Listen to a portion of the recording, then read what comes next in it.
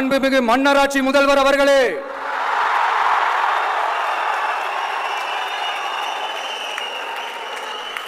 மாண்புமிகு திரு முத்துவேல் கருணாநிதி ஸ்டாலின் அவர்களே,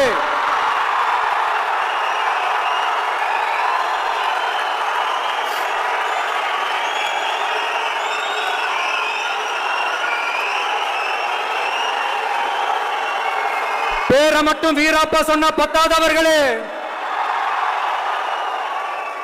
செயலையும் ஆட்சியிலையும் அதை காட்டணும் அவர்களே. ஒன்றியத்தில் பாஜக ஆட்சியை ஒரு பாசிச ஆட்சின்னு அடிக்கடி அறைகூவல் விடுத்துவிட்டு இங்க நீங்க பண்ற ஆட்சி மட்டும் என்னவா? அதுக்கு கொஞ்சம் கூட குறைவில்லாத அதே பாசிச ஆட்சி தானே.